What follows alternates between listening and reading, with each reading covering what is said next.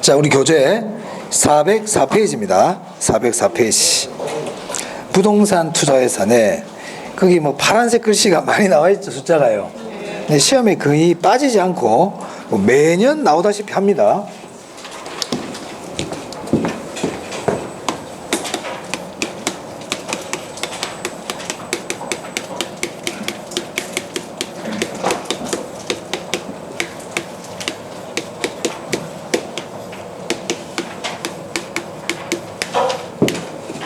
네, 부동산 투자회사, 뭐 영어로는 리츠 이렇게 부르죠. 네.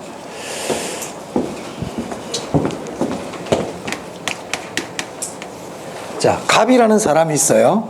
이 갑이라는 사람이 건물을 100억 주고 샀어요. 건물에 투자를 했다는 얘기죠. 그럼 이제 건물을 가지고 임대 사업을 했거든요. 그럼 수익이 발생하겠죠? 그럼 이 수익은 이제 갑한테 직접 들어오겠네요. 수익이. 이처럼 갑과 건물 사이에는 다른 누가 중간에 끼는 게 없죠. 그냥 갑이 투자를 하고 갑이 그냥 그 수익을 얻고 이런 구조 아닙니까? 이렇게 투자하는 거를 직접 투자라 그래요. 뭐라 그런다고요? 직접 투자. 중간에 아무도 매개체가 없어. 직접 투자야.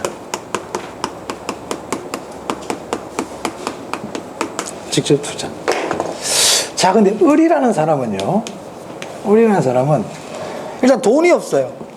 건물을 살 수 있는 돈이 없어. 지금 이 사람은 5천만 원밖에 없어요. 소액 투자자죠.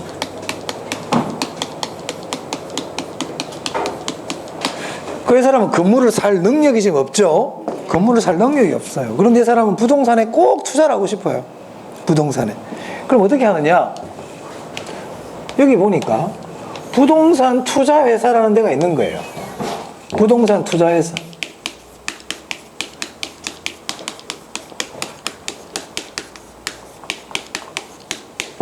이 부동산 투자회사는 뭐 하는 회사일까요? 부동산에 투자하는 회사지. 그죠? 부동산에 투자하는 회사인 거예요. 그러면 부동산에 투자하려면 자금이 필요하죠? 그럼 이 자금을 어떻게 조달하느냐? 부동산 투자회사는 주식 발행을 통해서 대부분의 자금을 조달하는 거예요. 뭐를 발행해가지고? 주식을 발행해가지고. 부동산 투자회사는 주식을 발행해. 그럼 주식을 발행하면 그 주식을 구입하는 사람들이 있겠죠? 그래서 이 을이라는 사람은 이 부동산 투자에서 발행하는 주식을 구입했다 이 말입니다. 주식을 발행하니까 이 을이라는 사람은 이 회사에 뭘 샀다? 주식을 구입했다. 맞아요? 이런 뜻이에요. 그러면 을뿐만이 아니고 많은 소액 투자자들이 부동산 투자회사가 발행하는 주식을 구입을 하겠죠? 일종의 펀드하고 비슷한 거야. 그러니까 주식 발행을 통해서 자금을 모으는 거예요. 부동산 투자회사는. 그죠? 그럼 부동산 투자회사는 그 자금을 가지고 이제 어떻게 할까요? 부동산에 투자를 한다. 부동산에 투자를 해요. 그러면 이 부동산에서 뭐가 발생해? 수익이 발생하죠. 맞아요. 그럼 부동산 투자에서는 이 수익을 투자자들에게 어떻게 해줘야 된다? 배당을 해줘야 되는 거예요. 그럼 이 수익을 부동산 투자에서는 이 투자자들에게 뭘 해줘야 된다? 배당을 해준다. 배당을 해준다. 이게 부동산 투자회사의 전체적인 흐름입니다. 자, 그러면 부동산 투자회사에서 자금을 조달할 때 뭘 발행했다? 주식을 발행했다. 무슨 금융입니까? 지분금융이다. 그래서 리츠는 지분금융이에요. 뭐를 발행하니까? 주식을 발행하니까.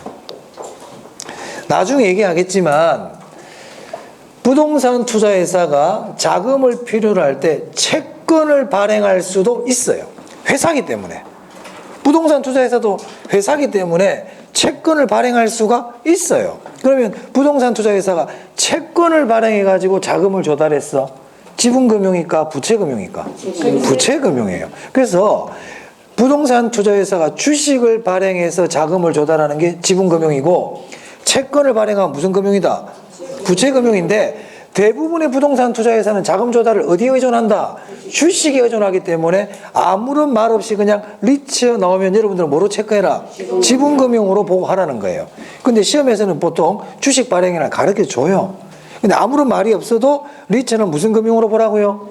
지분금융. 대부분의 자금 조달을 주식 발행에 의존하거든. 됐습니까? 그러면 이 을이라는 이 투자자는 지분 투자자일까? 저당 투자자일까요? 지분 투자자죠. 그죠? 지분 금융이니까. 그래서 일단 리츠는 무슨 금융이다? 지분 금융입니다. 주식을 발행했기 때문에. 그리고 을이라는 사람이 이 부동산에 직접 투자한 겁니까? 중간에 부동산 투자에서는 중간에 매개체가 들어가 있죠? 그럼 무슨 투자일까? 이런 걸 간접 투자라 그래요.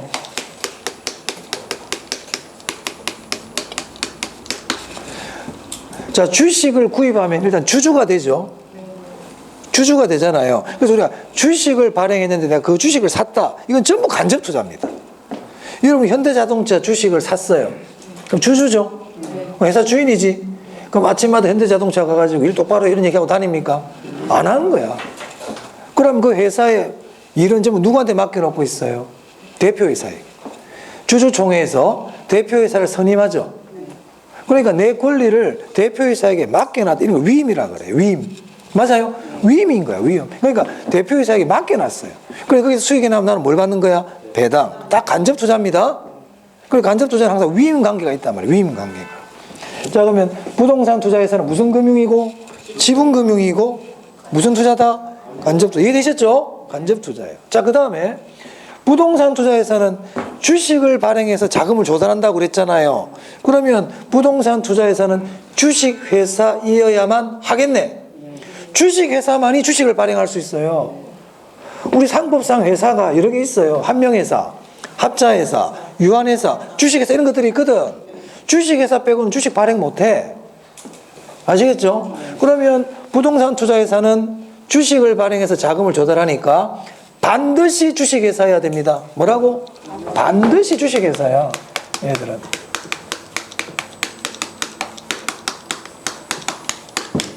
반드시 주식회사예요.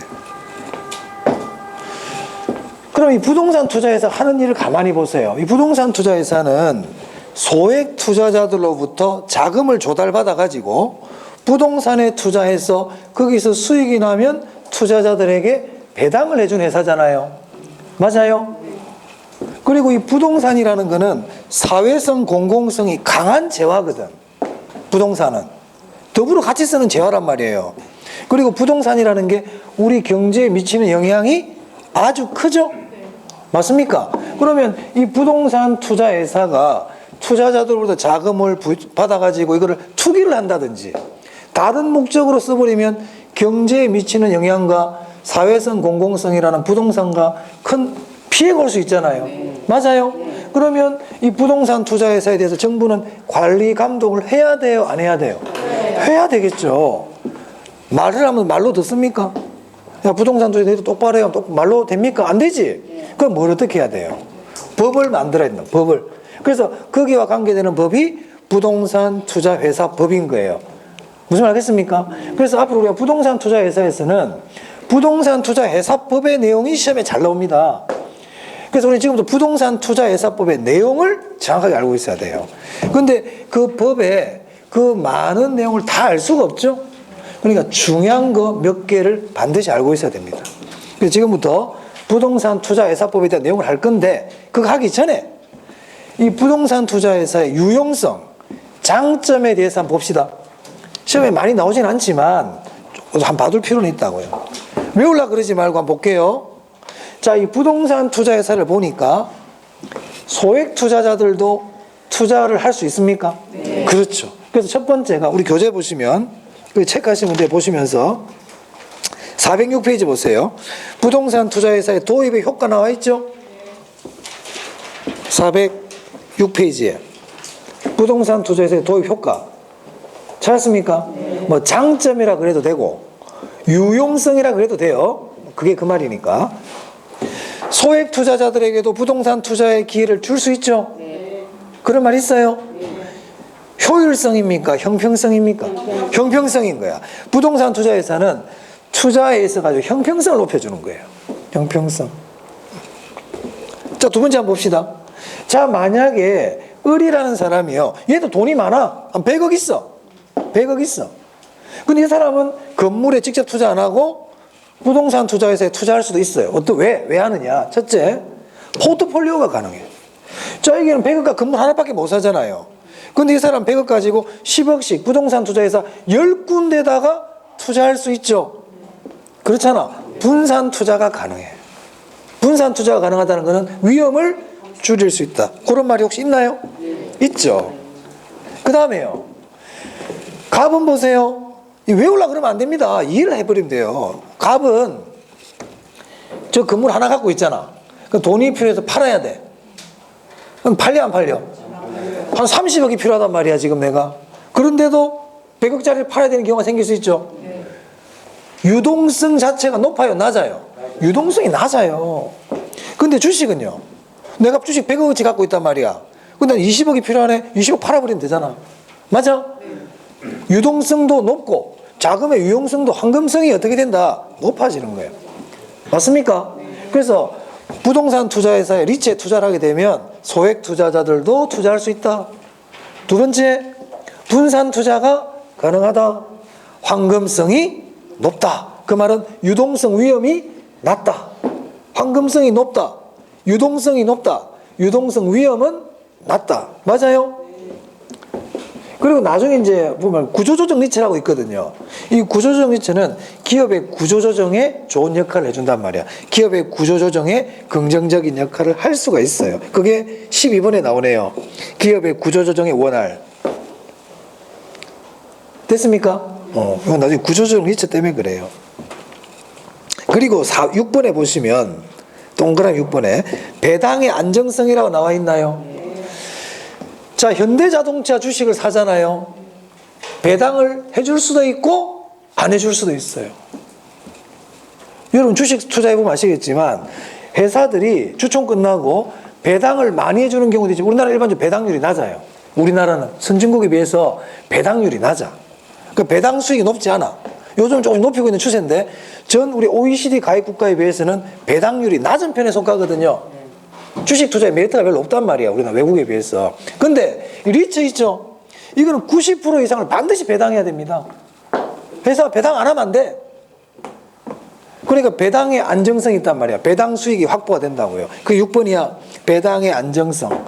성장보다는 배당을 중시해요. 배당의 반대가 뭐냐? 배당의 반대가 유보야. 배당의 반대가 뭐라고요? 유보. 기업이 이익이 나면 배당을 할 거냐, 사내에 유보할 거냐, 이 두 가지거든. 배당의 반대가 뭐라고요? 유보. 그러면 부동산 투자회사는 높은 배당이라 그래야지 유보가 높다 그러면 안 됩니다. 배당이 높은 거예요. 유보는 배당의 반대. 오케이. 그런 것도 알아두면 좋아요. 우리 개론은 좀 다양하게 지식을 폭넓게 알아두면 좋아요. 법 과목이 아니다 보니까 어떤 걸 갑자기 물어볼지 몰라요. 그래서 상식적인 것도 제가 수시로 수업 시간에 이런저런 얘기하는 이유도 그런 걸 조금 들어두면 도움이 되기 때문에 그래요. 도움이 되기 때문에. 자, 됐습니다. 그래서 부동산 투자회사의 장점, 유용성 봤어요. 자, 이제부터 부동산 투자 회사법 하겠습니다.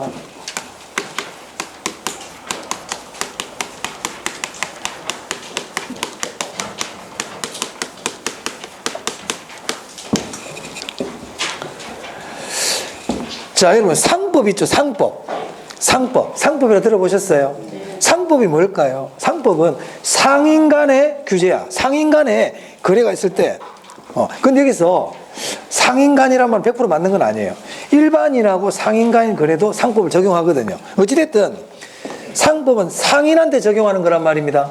상거래에 있어가지고. 그러면 회사는 상인일까요? 아닐까요? 회사 상인이야. 회사는 상인이야. 그럼 회사 상법 따라야 돼? 안 따라야 돼? 따라야 돼요. 그럼 부동산 투자회사도 상법 따라야 될까? 안 따라야 될까? 따릅니다. 그래서 부동산 투자회사 상법에 적용 받습니다.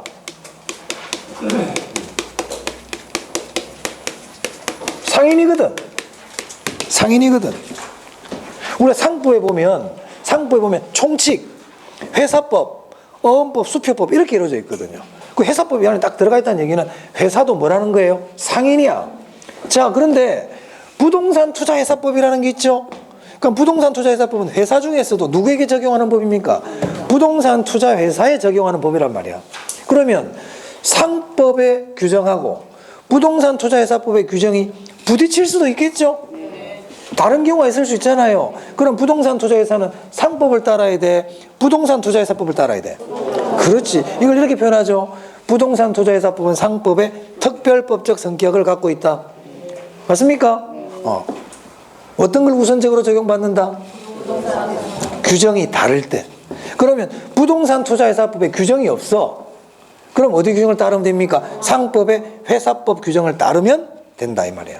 뭐 이사라든지 감사라든지 이런 부분들은 상법 규정을 따르면 되고, 뭐 나중에 공부하겠지만 자본금이라든지 이런 규정들은 다르거든요. 상법의 회사 자본금하고 부동산 투자 회사의 회사 자본금은 다르단 말이야. 그때는 부동산 투자 회사는 뭘 따라야 돼? 부동산 투자 회사법을 따라야 돼요. 됐죠? 부동산 투자 회사 상법의 적용을 받는다. 근데 부동산 투자 회사법과 상법의 내용이 부딪힐 때는 무슨 법을 따라야 된다? 당연하지. 이건 당연한 얘기지. 자, 첫 번째.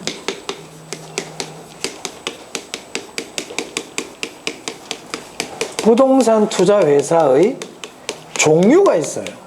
종류 시험에 잘 내요. 종류 중요하다고. 시험에 잘 내요. 자기 관리 리츠가 있어요. 제가 앞으로 부동산 투자 회사는 줄여서 그냥 리츠 이렇게 부를게요. 자기 관리 리츠, 위탁 관리 리츠, 구조 조정 리츠. 이 세 가지가 있습니다. 일단 이 세 개의 뜻부 따라야 돼요. 자기 관리 리츠. 이 자기는 그 자기가 아니에요. 스스로 관리하겠다는 거예요. 스스로 관리하겠다. 무슨 말이냐? 내가 직접 관리하겠다는 거예요. 자, 부동산 투자에서는 뭐 하는 데입니까? 부동산에 투자해서 그 부동산을 운용하고 그 부동산을 관리해서 수익을 얻는 회사죠. 그럼 그 수익을 이제 배당해 준 회사잖아요. 그럼 자기 관리 리츠는 부동산에 투자하고 운용하고 관리하고 처분하는 이 모든 과정을 누가 하겠다는 거예요? 직접 하겠다는 거야. 그래서 자기 관리 리츠는 직접 운영하는 거다. 직접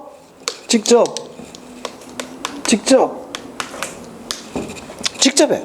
직접. 그럼 얘들은 뭐냐? 직접 안 해. 맡겨. 맡기는 걸 우리가 뭐라고 그러냐면 위탁이라 그러는 위탁. 그럼 얘는 직접 한다, 위탁한다. 위탁하는 겁니다. 위탁 운영합니다. 맡긴다. 그럼 누구에게 맡기느냐? 누구에게 맡기느냐? 자산관리회사에 맡겨요.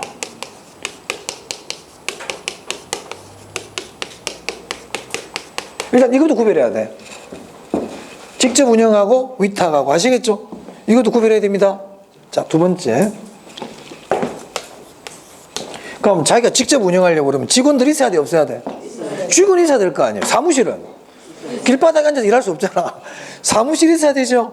다 있어야 돼. 그 실체상 회사라 그래요. 실체상 회사란 얘기는 상근, 늘 출근하는 임직원이 있다 없다?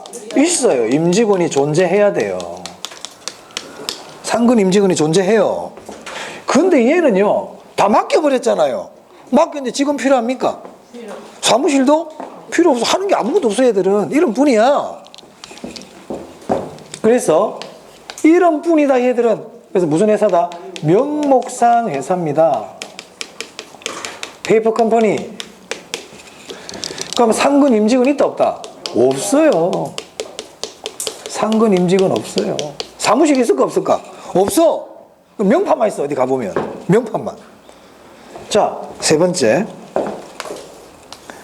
자, 부동산 투자회사는 부동산에 투자하는 회사죠. 그것도 지돈도 아니고 국민들의 소중한 돈을 가지고 투자를 하는 회사잖아요. 맞아? 그럼 부동산 투자회사는 전문가들에 의해서 부동산 투자와 운용을 해야 되겠죠. 맞아. 그걸 자산 운용 전문 인력이라 그래. 자산 운용 전문 인력.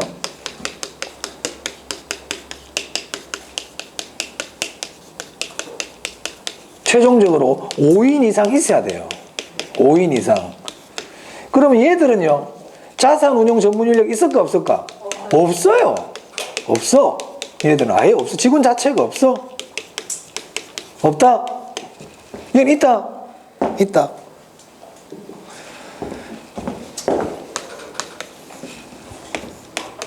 자, 위탁관리리츠는 실체가 없는 회사잖아요. 그럼 지점 같은 거 설치할 수 있을까요? 본점도 지금 사무실도 없는데 지점 설치해서 어떻게 하자는 겁니까? 지점을 설치할 수 있다 없다? 잘 냅니다. 지점이나 뭐 영업소 이런 분점 같은 거를 설치할 수 없어요. 시험에 잘 내. 지점 설치 안 돼. 근데 얘는 될까 안 될까? 당연히 되지. 되지. 지점 설치 가능. 지점 설치 가능. 그리고 아까 제가 혹시 기억날지 모르겠는데요. 명목상 회사는 일정한 조건을 갖추면 법인세 감면 혜택 있다고 그랬지? 얘들 지금 명목상 회사잖아요. 법인세 감면 혜택 있어요.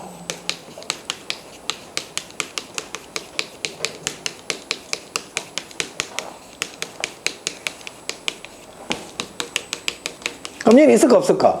얘는 없어요. 항상 반대야. 얘들은 지금 다 법인세 감면 없어. 법인세 감면 혜택이 없어요.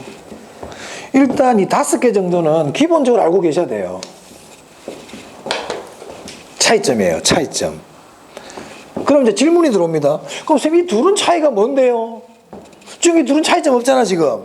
그죠? 그럼 얘는 얘가 뭐가 차이점 나느냐? 이 구조조정리츠는 기업의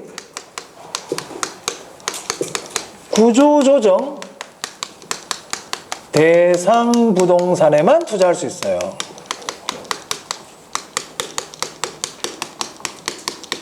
워크아웃이란 말 들어봤습니까? 구조조정. 기업들이 구조조정을 한단 말이에요. 직원도 줄이고 회사의 일과 관계없는 비업무용 부동산 이런 것들을 매각한단 말입니다. 그럼 기업이 구조조정을 하기 위해서 내놓은 부동산 있죠? 그걸 구조조정 대상 부동산이라 그래. 그럼 구조조정 리츠는 어디에 투자할 수 있다? 그 부동산에만 투자할 수 있어요. 다른 부동산엔 투자 못해요. 그러면 기업 구조조정 리츠는 기업의 구조조정이 원활하게 이루어질 수 있도록 도와주는 성격을 갖고 있네요. 맞아요? 자, 그러면 이 구조조정 리츠는 정부가 규제를 강화할까요? 좀 풀어줄까요? 풀어준다. 얘들은 일하기 쉽게. 구조조정 리츠는 기업이 좀 봐준다. 왜? 어디에 투자해드리니까? 구조조정 대상 부동산에만 투자해드리니까 좀 봐준단 말이에요. 이해되세요? 그럼 우리나라에서는 이 세 개 중에 어떤 회사가 제일 많을까요? 구조조정 리츠가 제일 많아요. 왜? 규제가 별로 없어. 많이 봐준다니까. 봐준다니까. 그럼 어떤 게 규제가 제일 빡셀까? 이거 얘는 보세요. 뭐 나중에 운용 인력도 있어야 되고 여러 가지 복잡한 게 많단 말이야. 그럼 이 회사는 많을까 작을까? 거의 없지. 거의 없지. 누가 지금 하려고 그러겠어요? 나중에 해보면 얘가 지금 얘는 규제가 작아요. 얘는 규제가 상대적으로 많아요. 그래서 우리나라에서는 어떤 회사가 제일 많다? 구조조정 리츠가 제일 많다. 아시겠죠? 그렇습니다. 그럼 이 둘의 차이점 이것밖에 없고요. 나머지는 다 똑같아요. 자, 그럼 보세요. 이 위탁과 구조조정 리츠는 직접 안 하고 맡긴다고 그랬죠? 그럼 이제 위탁관리죠. 구조조정 리츠는 실질적인 일은 누가 해요? 얘가 다 하는 거야. 얘가. 그럼 얘는 실체상 회사여야 될까? 명목상 회사여야 될까? 얘도 명목이 어떡하자는 거야? 또 그게 말이 안 되잖아. 실체상 회사입니다. 그러면 자산관리 회사에는 자산 운용 전문 인력 있어야 될까요? 있어야 됩니다.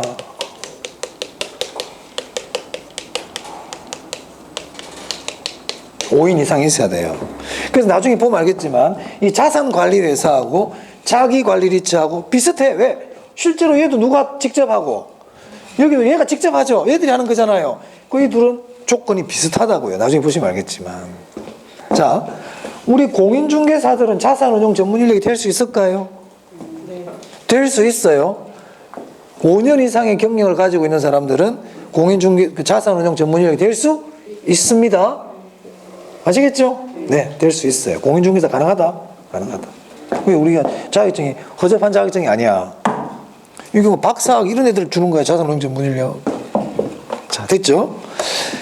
종류 봤습니다. 차이점. 됐죠? 자, 그 다음에 조금 더 나가볼게요, 이제. 요거 뭐 지워도 될까요? 여기다가 지워도 되겠습니까? 뭐 안 지울게요. 뭐, 이렇게. 여기 하시면. 자, 자기관리 리츠. 위탁.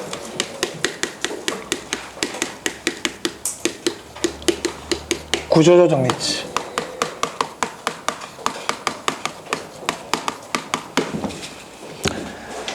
자, 주식회사라 그랬죠? 전부 주식회사잖아요. 자, 회사가요, 설립을 하는 방법이 두 가지가 있어요. 발기 설립과 모집 설립이라고 있어요. 자세하게는 몰라도 됩니다. 자, 발기 설립은 뭐냐면, 마음 맞는 사람들이 회사를 만드는 거예요. 자, 5명이서 짜장면을 먹다가 홍콩 반열에서 짜장면을 먹다가, 야, 우리 회사 하나 해볼까? 그래. 니가 5천만 원씩 태야. 1억씩 태야. 그래서 5억을 만들어가지고 회사를 만들어. 그걸 발기 설립이라 그래. 그럼 그때 각각의 사람들을 발기인이라고 불러요. 발기인. 자, 모집 설립은 뭐냐? 사람들을 모아. 그래가지고 거기서 이제 주식을 발행해가지고 주주를 모집하는 거예요. 발기인이 모집하는 게 아니고요. 다르다고요. 그러면 발기 설립은 일단 발기인들이 조금 책임감이 무겁죠? 함부로 회사를 설립하기가 쉽지 않단 말이야. 주주를 대량으로 모집하는 성격이 아니거든, 발기 설립은. 그럼 항상 부동산 투자회사는 국민들로부터 소액 투자자들로 자금을 받아가지고 설립된 회사이기 때문에 국민들한테 피해가 많이 가면 돼, 안 돼? 안 돼요. 그 말은요, 항상 회사를 설립한 애들도 삐리한 애들은 설립을 못 하는 거야. 탄탄한 애들이 설립할 수 있어야 돼. 자본금도 적게 요구할까, 많이 요구할까? 많이 요구합니다. 나중에 보시면 알겠지만. 그래서 부동산 투자회사는 전부 다 발기 설립이에요. 발기 설립. 전부 다 무슨 설립이라고요? 전부 다 발기 설립입니다. 전부 다 발기 설립이에요. 모집 설립 그러면 안 돼. 뭐 이거는 참고로 아시면 돼요. 두 번째인데요. 자본금이 중요해요. 자본금. 자본금. 자, 우리가 자본금은요, 설립 자본금이라는 게 있어요. 설립 자본금. 회사를 처음 만들 때 필요로 하는 자본금이에요. 우리 상법상 자본금은 제가 지금 아마 5천만 원일 겁니다. 근데 얘들은 5천만 원가 택도 없어요. 설립 자본금 5억이야. 자기관리 얼마라고요? 5억. 얘들은 3억. 3억이에요. 시험에 아주 잘 냅니다. 설립 자본금 아주 잘 냅니다. 아주 잘 냅니다. 바뀌었는데 바뀌기 전에는 얘기 안 할게요. 헷갈리니까 5, 3, 3 좀 완화시켜줬어요. 리츠를 5, 3, 3. 자, 그 다음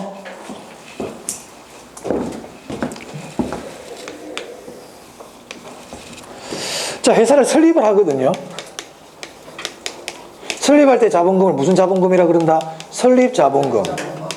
설립 자본금이 5, 3, 3이야. 5억, 3억, 3억. 위에 게 뭐고요? 자기관리, 위탁관리, 구조조정. 됐어요? 그럼 회사가 설립되고 나면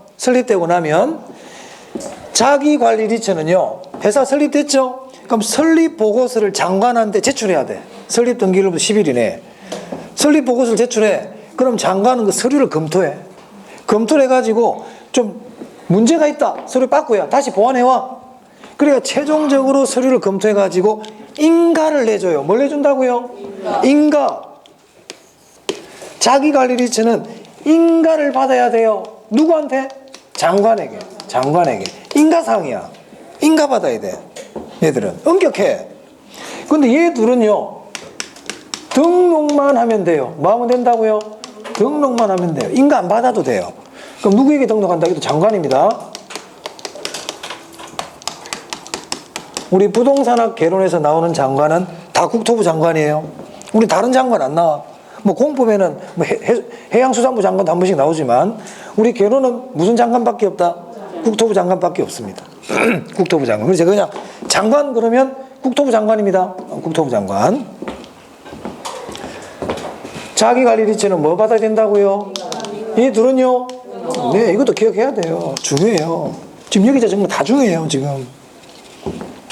자, 그럼 뭡니다. 자, 설립 자본금 5억, 3억, 3억 가지고 지금 설립을 했죠? 그럼 이제 인가 받고 뭐 등록하고 이렇게 할 거 아닙니까? 그죠?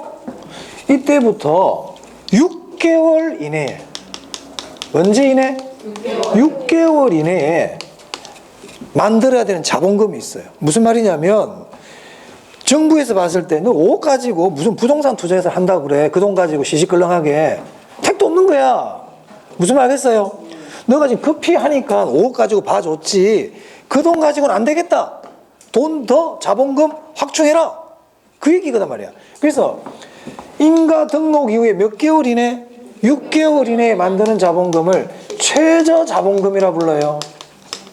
뭐라 부른다고? 최저 자본금. 우리 시험에서는 최저 자본금이라 말을 안 쓰고 인가 등록 이후 6개월 이내 자본금 이렇게 얘기해요. 인가 등록 이후 6개월 이내 자본금. 그게 무슨 자본금이라고? 최저 자본금이에요. 최저 자본금이 얼마냐면 70억, 50억, 50억입니다. 자, 그래서 네 번째. 최저 자본금. 최저 자본금을 어떻게 표현한다고요? 인가 등록 이후 6개월 이내의 자본금. 그걸 뭐라 부른다? 최저 자본금. 70억. 50억. 시험에 잘 내요. 다 잘 내요. 얘는 좀 빼고, 얘는 참고로 제가 말씀드린 거고. 다 잘 냅니다. 다 잘 냅니다. 자, 또 봅시다. 자, 여기까지 보세요. 우리가 주주가 되는 방법은 주식을 구입해야 주주가 되겠죠. 그러면 주식을 사려면 돈을 줘야 일단 주식을 살 수 있죠. 또 물건 주고도 살 수 있을까? 내가 건물이 하나 있어. 난 돈 없는데 건물이 있어. 내 건물이 줄 테니까 나 주식 줘. 이렇게 할 수 있을까 없을까? 있지. 그걸 현물 출자라 그래.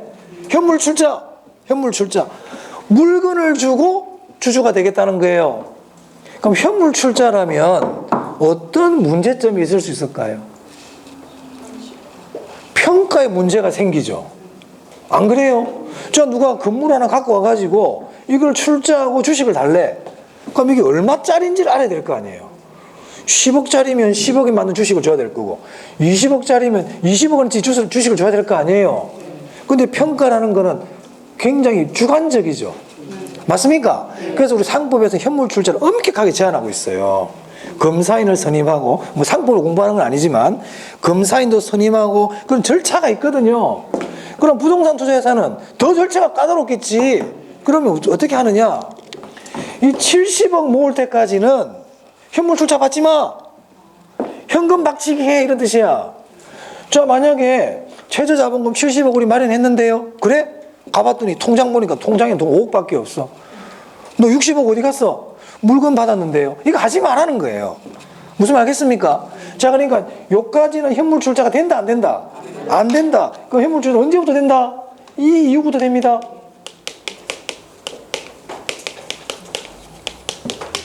그러니까 이를 기억하세요. 현물 출자는 최저 자본금을 확보한 이유. 됐죠? 시험에 크게 잘 물어보지는 않지만 꼭 알아두셨으면 좋겠어요. 현물 출자는 언제 이후 가능하다? 최저 자본금 이후. 최저 자본금 이후. 70억 만들 때까지는 현금 박치기. 아시겠죠? 현금 박치기. 자, 그 다음 보세요. 여러분이 정부라고 생각해 보세요. 정부가 부동산 투자회사를 감독을 해야 돼. 그럼 정부 입장에서 얘들이 어떤 나쁜 짓을 할 수 있을까를 미리 생각을 해가지고 그걸 막아야 되겠죠. 맞아요? 그럼 만약에 부동산 투자회사가 소수 몇 명이서 그걸 다 좌지우지하면 돼요? 안 돼요? 안 된단 말이야. 안 된단 말이야. 그죠? 과점주주가 생기면 안 된단 말이에요. 과점주주가 뭔데? 과점주주. 51% 갖고 있는 사람이 과점주주야. 우리가 주식회사에서 주식을 내가 51% 갖고 있잖아요. 내 마음대로 할 수 있어요. 그렇죠? 맞습니까? 그래서 우리가 50%를 초과한 주주를 우리가 뭐라 부른다? 과점주주라 부릅니다. 이때 과점주주를 판단할 때 나 개인만 판단하는 게 아니고요. 특수관계자. 보통 우리가 특수관계자는 뭐 북의 8촌, 목의 4촌의 혈족을 얘기하는데 그렇게까지 알 필요 없어. 그냥 특수관계자까지 다 포함해. 내 배우자, 부모, 자식, 처남 이런 애들 있지? 다 합쳐가지고 50%를 초과하면 안 된다. 한 명이. 무슨 말 하겠어요? 그래서 주주 1인의 주식 소유 한도를 금지하고 있어요.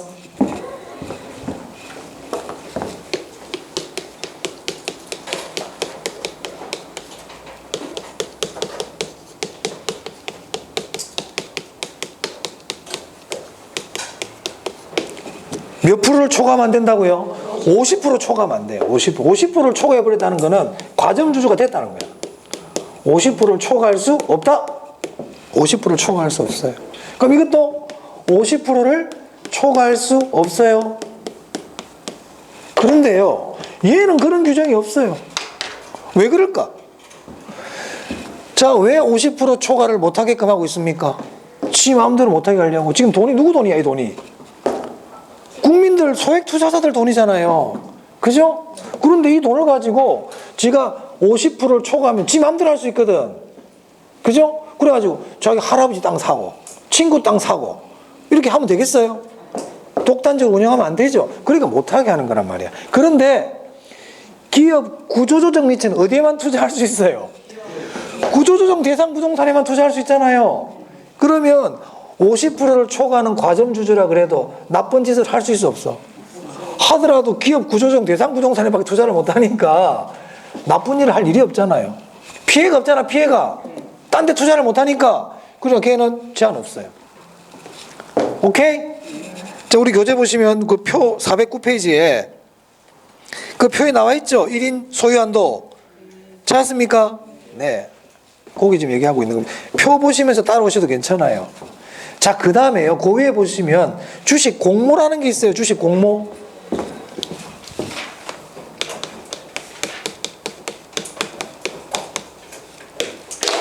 공모의 뜻이 뭘까요? 공개 모집이야. 공개 모집. 공개 모집. 공모의 반대가 뭔데? 사모야, 사모. 사모. 개인적으로 모집하는 거야. 요즘 뭐 우리 한때 우리나라 사모펀드 좀 시끄러웠죠? 개인적으로 모집하는 거예요. 그거는 수익이 많이 날 수 있어요. 사모펀드는 자기들끼리 아름아름 모집하는 거야. 근데 얘는 뭐라고요? 사모가 아니고 공모다. 공개 모집해라. 왜 그럴까요? 목적 자체가 이 부동산 투자에서는 선택받은 소수들이 투자하는 게 아니라고요. 대부분의 국민들, 소액 투자자들에게 부동산에 투자할 수 있는 기회를 주겠다는 거예요. 취지는 그렇다고. 무슨 말 알겠습니까? 그러면은 주주를 모집할 때 공개적으로 모집해야지 개인적으로 모집하면 된다, 안 된다? 안 된단 말이에요. 그러면 공모를 해라. 공개 모집해라. 그렇게 하고 끝내면 돼?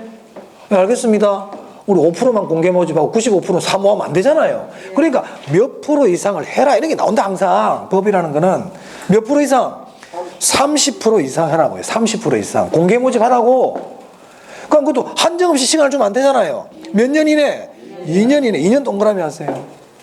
2년 이내에 반드시 공모를 통해서 주주를 모집해라. 이 뜻이에요. 됐습니까? 몇 년 이내? 2년 이내. 2년 이내. 몇 프로 이상? 30% 이상. 공모를 통해서 주주를 모집해라. 근데 얘는 그건 해당이 없어. 왜 그럴까요? 딴 짓을 안 해요. 딴 데 투자할 수가 없죠? 그러니까 지금 이 2년 이내에 30% 이상 공모를 하는 것도 무슨 말입니까? 일부 사람들이 운영하는 걸 막겠다는 얘기죠. 30% 이상 공모가 된다는 얘기는 회사의 주인이 여럿이 된다는 얘기거든요. 아까 50% 초과 금지도 취지가 뭐예요? 소수에 의해서 회사가 좌우되는 걸 막고 싶다는 얘기잖아요. 맞아? 공모를 한다는 것도 그런 뜻이에요. 투명하게 하라는 뜻이야, 이게. 사모는 불투명해. 사모는. 어떻게 하는지 몰라. 근데 30% 이상을 공모를 해버리면 주주들이 엄청 많아. 그죠?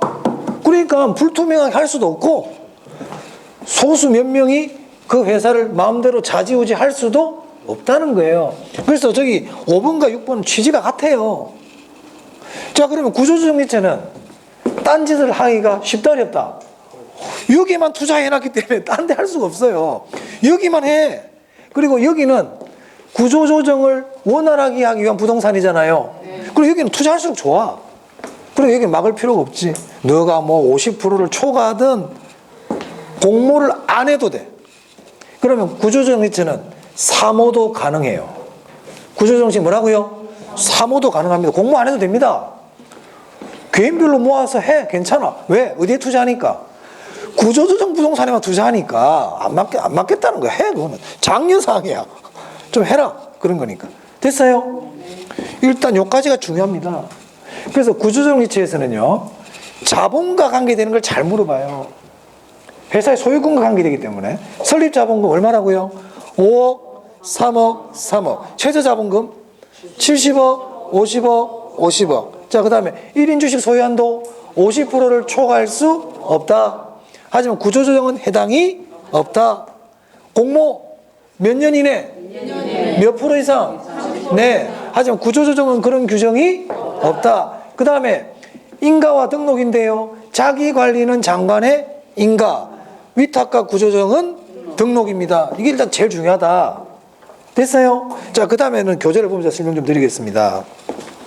자, 어디를 보시냐면, 자, 거기 보시면 먼저 차익과 사채 보이세요? 거기 현물 출자 밑에 찾았습니까? 자, 부동산 투자회사도 회사기 때문에 사채 발행할 수 있어요. 사채 발행할 수 있어요. 근데 늘 머릿속에 부동산 투자회사는 소액 투자자, 국민들의 투자를 받아가지고 부동산에 투자해서 수익 나면 배당해주는 회사거든요. 근데 회사가 빚잔치 하면 될까 안 될까? 안 되잖아요. 그래서 돈을 빌리고 있단 말이야. 그럼 안 되지. 그러니까 일정 부분 이상은 돈을 못 빌리게끔 막아놨어요. 자기 자본의 2배, 그렇지, 2배를 넘어서는 사채 발행을 못 해. 그래서 거기 보니까 자기 자본의 2배 이하라고 돼 있죠? 그런데 주총 특별결의라는 게 있습니까? 자, 우리가 주총은요, 보통 결의가 있고 특별 결의가 있고 특수 결의가 있어요. 우리 상법에. 뭔지는 몰라도 돼. 근데 특별 결의는 엄청 까다로워. 특별 결의는 한마디로 특수 결의는 전원 동의. 특별 결의는 주주의 대부분이 동의해야 돼. 주주의 대부분이 동의하는 거야. 그러면 이 부동산 투자회사법은 누구를 보호하기 위한 법일까요? 누구를 보호하기 위한 법입니까? 그래, 주주들을 보호하기 위한 거거든. 근데 주주 대부분이 다 동의를 해준대. 우리 채권 10배 발행하자. 동의를 해주는 거야. 그러면 할 수 있는 거예요. 주총 특별 결의를 거치면 어떻게 된다고? 10배까지 가능해. 주인들이 다 동의를 하는데 뭐. 그죠? 네, 어쩔 수 없죠. 그렇단 말이야. 주인들이 그래 해놨는데 어떡하겠어? 자, 됐죠? 그러니 배당 보세요. 아까 제가 90% 이상 배당하라고 그랬죠? 90% 이상 배당하게끔 돼 있어요. 위탁이든 자기관리든 구조조정이든 다 배당하게끔 돼 있습니다. 배당하게끔. 자, 그 다음에 취득세. 그 밑에 보면요. 그 밑에 법인세 보세요. 법인세. 법인세 보니까 혜택 없다고 돼 있죠? 근데 아까 위탁과 구조조정 뭐라고 돼 있어요? 법인세 혜택이 있다 없다? 있다. 이런 말들이 나와 있네요. 그런 것들 뭐 참고로 보시, 하나만 더 보겠습니다. 거기 처분 제한 보세요. 처분 제한. 처분 제한 찾았어요? 네. 자, 보세요. 이건 왜 이런 규정은 왜 필요할까요? 만약에 부동산 투자회사가 부동산 사가지고 석 달 있다가 팔아버리고 또 샀다가 5개월 있다가 팔아버리고 이게 투자입니까? 투기입니까? 투기죠. 그러니까 1년 안에는 팔지 마. 1년 안에는 팔지 마. 이런 얘기예요. 자, 그런데 우리의 구조조정 리츠, 쟤들은 빨리빨리 샀다 팔았다가 돼야 구조조정이 원활하게 될 거 아니에요. 처분기한 제한 없어요. 처분기한 제한 없다고. 됐습니까? 네. 오케이. 자, 그럼 구조조정 리츠에 적용 안 되는 게 뭐가 있더라? 1인 주식 소유한도. 그 제한 그거 없잖아요. 공모 규정. 제한 없죠? 처분 제한 없어요. 하나 더 있는데 그건 다음에 합시다. 하나 더 있는데 그것까지는 모르셔도 되겠습니다. 그래서 처분 제한이 구조조정은 없다. 나머지는 1년이. 근데 원래는요, 제가 뭐 3월달에 다시 자세히 말씀드리겠지만 우리 부동산 투자회사법은 이렇게 돼 있어요. 5년의 범위 내에서 대통령령으로 정하는 기간 내에는 처분할 수 없다. 이렇게 돼 있거든요. 그럼 대통령령에 들어가 보면 1년이라고 돼 있어요. 5년의 범위 내에서 대통령령으로 정하는 기간에는 처분할 수 없다. 이렇게 되어 있습니다. 네, 그런 것들은 일단 이것만이라도 잘 알아두시기 바랍니다. 우리 시험은 여기서 잘 냅니다. 우리 시험 어디서 잘 낸다고? 여기 있어. 여기서 잘 내니까. 네, 한번 문제 하나 풀어봅시다. 413페이지. 네. 그 3번 한번 볼게요. 3번. 우리나라 부동산 투자회사에 관한 설명 중 틀린 것은 1번 자기관리 부동산 투자회사의 설립 자본금은 5억 원 이상으로 한다. 5억 맞죠? 533? 533? 네. 뭐 오늘 배웠으니까 제가 이해를 해드리겠습니다. 다음에 들으지 마세요. 자, 2번 위탁관리 부동산 투자회사 및 기업 구조정 부동산 투자회사의 설립 자본 얼마다? 3억. 공인중개사로서 해당 분야에 5년 이상 종사한 사람은 자기관리 부동산 투자회사의 자산 운용 전문 인력이 될 수 있다. 있어요. 5년 이상. 그럼 5년 동그라미 해놓으세요. 5년. 있어요. 4번 위탁관리 부동산 투자회사는 본점의 지점을 설치할 수 없어요. 없어. 지점 설치 못해. 지점 설치 못합니다. 본점은 설치할 수 있어요. 설치는 하는데 사무실은 있다 없다? 없어요. 참고로 여러분이 법인을 회사에 설립하잖아요. 그럼 법인 등기부등본이라는 게 있거든요. 법인이 설립하면 등기를 해야 돼. 설립 등기. 그럼 법인 등기부등본이 나와. 거기 본점 있어야 돼 없어야 돼? 본점 있어. 본점 주소 나온다니까. 근데 본점 주소에 가면 사무실은 있다 없다? 없는 거야. 사무실은 없지만 본점은 있어야지. 안 그래요? 그렇지. 대표이사 있어야 돼 없어야 돼? 있어야지. 하지만 상근 임직원은 없다고. 그 회사에 가면 직원은 없다고. 근무하는 직원이 서류상으로만 있다고. 그러니까 서류상 조건이 있어야 될 거 아니에요. 상법상 회사 설립 조건이 있단 말이야. 이사가 몇 명이고 감사가 몇 명이고 이거는 만족시켜야 될 거 아닙니까? 하지만 그 사람들이 실제로 근무를 한다 안 한다? 없어. 사무실도 없고. 그게 이제 명목상 회사라는 거예요. 서류상으로만 존재한다 이런 뜻이죠. 자, 5번 부동산 투자회사는 현물 출자에 의한 설립이 가능하다. 아까 현물 출자 언제부터 된다고 그랬어요? 인가 6개월 이내부터 된다고 그랬는데 당연히 설립할 때는 당연히 안 되지. 제가 그랬잖아. 여기 있네. 요 이후에 가능하다고. 그럼 이때는 당연히 말하나 마나죠. 현물 출자할 동안 설립이 가능하다 불가능하다? 안 돼요. 안 됩니다. 당연한 얘기 아닙니까? 넘깁니다. 네. 자, 6번인데요. 자, 6번이 작년 문제인데 이게 참 이런 게 나오면 우리가 참 황당합니다. 이게 자, 한번 볼게요. 부동산 투자회사법상 위탁관리 부동산 투자회사에 관한 설명으로 틀린 것은 참 이렇게 하나를 딱 찍어가지고 나온 경우가 처음에 이렇게 잘 안 내거든요. 다음 중 부동산 투자회사법에 관한 내용 중 틀린 건 이렇게 다 내지. 위탁관리 회사에 대한 설명 중 이런 거는 거의 낸 적이 없어요. 이제 시험이 이제 어려운 거죠. 그래. 작년에 우리 개론 시험이 그래 좀 난이도가 높았다 하는 이유가 이런 문제들 때문에 그래요. 자, 보겠습니다. 주주 1인당 주식 소유의 한도가 제한된다. 50% 초과할 수 없다고 그랬잖아요. 주주를 보호하기 위해서 직원이 준수해야 할 내부 통제 기준을 제정해야 한다. 이런 얘기를 한 적이 없어요. 수업 시간에. 그죠? 이걸 설명해 준 적이 없잖아요. 그럼 여러분들이 이제 평소에 배웠던 실력으로 OX를 판단해야 돼.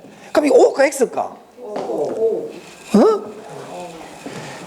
자, 위탁관리는 직원이 없어. 위탁관리 직원이 있어 없어? 직원이 없는데 무슨 내부 통제 기준을 왜 만들어? 직원이 없는데. 애들 장난치는 것밖에 더 되겠어요 지금. 직원이 없어요.